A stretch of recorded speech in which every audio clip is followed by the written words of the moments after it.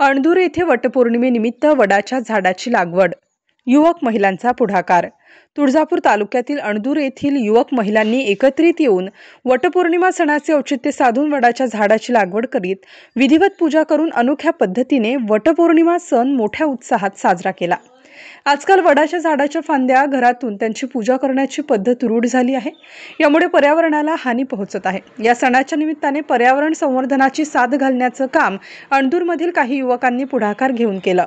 येथील धनगर गल्लीत वडाच्या झाडाची लागवड करून त्यांनी विधिवत पद्धतीने वटपौर्णिमा साजरी केली. वटपौर्णिमेला आजकाल वडाच्या झाडाच्या फांद्या घरातून त्यांची पूजा करण्याची पद्धत रूढ झाली आहे. आजच्या आधुनिक युगात खरे तर अनेक महिला वटपौर्णिमा वेगवेगळ्या प्रकारे साजरी करतात. पर्यावरणपूरक असा एक नवीन पायंडा पाडण्यासाठी येथील महिलांनी एक पाऊल पुढे टाकले आहे. वर्षानुवर्ष वटपौर्णिमा साजरी करण्यासाठी पुराणातील सत्यवान सावित्री कथेचा आधार घेतला जातो.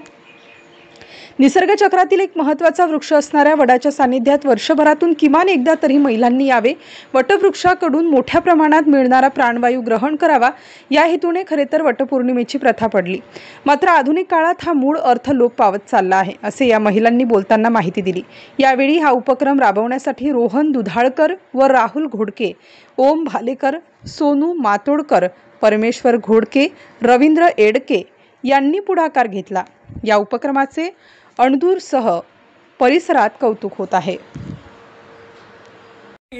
गणनायकं गजमुखं मोरेश्वरं विष्टिकं बल्लाळं मुरुनायकं कमुकं सिंधु सरस्वती च यमुना शुभमंगल सावधान गंगांगल सावधान.